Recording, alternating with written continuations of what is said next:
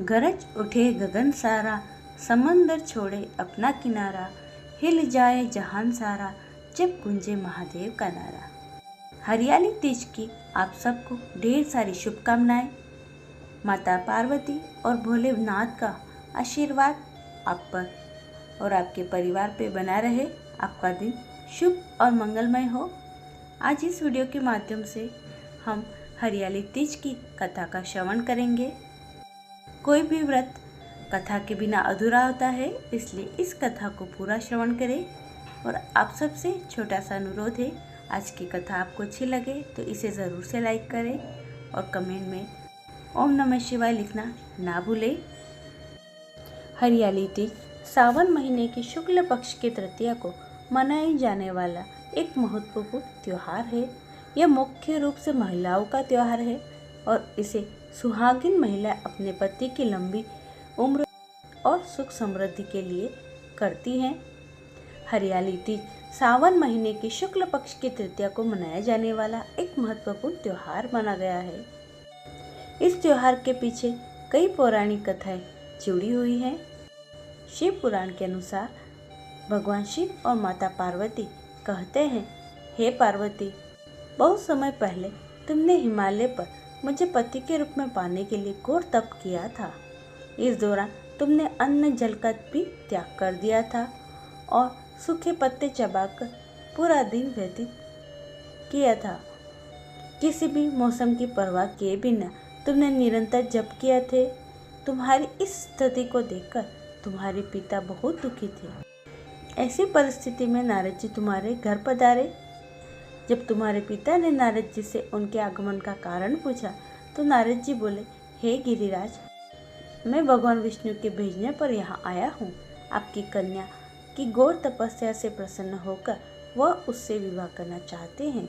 नारद जी की बात सुनकर पर्वतराज अति प्रसन्नता के साथ बोले, हे नारद जी, यदि स्वयं भगवान विष्णु मेरी कन्या से विवाह करना चाहते हैं तो इससे बड़ी कोई बात नहीं हो सकती।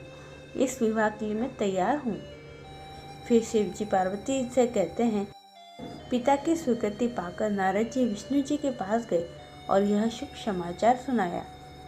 लेकिन जब तुम्हें इस विवाह के बारे में पता चला तो तुम्हें बहुत दुख हुआ। तुम मुझे यानी कैलाशपति शिव को मन ही मन अपना पति मान चुकी थी।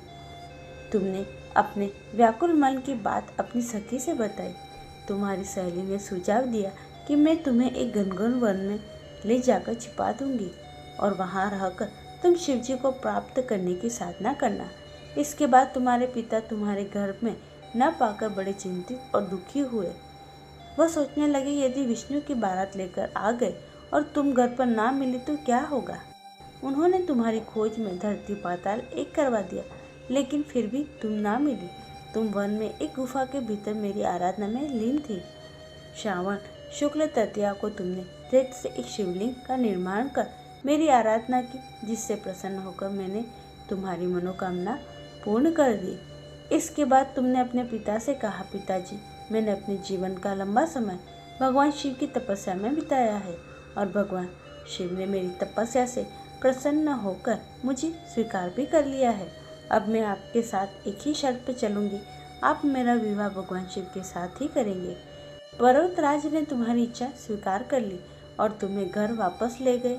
कुछ समय बाद उन्होंने पूरे विधि विधान के साथ हमारा विवाह करवाया। भगवान शिव ने इसके बाद कहा कि हे पार्वती, तृतीया को तुमने मेरी आराधना करके जो व्रत किया था उसी के परिणाम स्वरूप हम दोनों का विवाह संभव हुआ। इस व्रत का महत्व यही है। इस व्रत को पूर्ण निष्ठा से करने वाली स्त्री को मैं मनोवांछित फल देता हूँ। भगवान शिव ने पार्वती जी से कहा कि इस व्रत को जो भी स्त्री पूर्ण श्रद्धा से करेगी उसे तुम्हारी तरफ से अचल सुहाग प्राप्त होगा। हरियाली तीज का विशेष महत्व।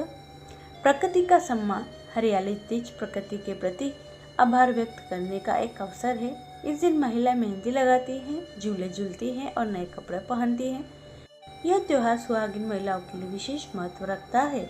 वे अपने पति की लंबी उम्र और सुख समृद्धि के लिए व्रत रखती हैं। तीसरा, सांस्कृतिक महत्व। हरियाली तीज भारतीय संस्कृति का एक महत्वपूर्ण हिस्सा है। यह त्यौहार महिलाओं को एक साथ लाता है और सामाजिक बंधनों को मजबूत करता है। इस दिन सुबह जल्दी उठकर स्नान कर ले, साफ कपड़े पहने, शिव और पार्वती की मूर्ति और चित्र के सामने दीपक जलाए, फूल, फल और मिठाई अर्पित करें, व्रत की कथा सुने और पढ़े, शाम को आरती करे और भगवान से मन्नत मांगे। आज की कथा आशा करती हूँ आपको अच्छी लगी होगी।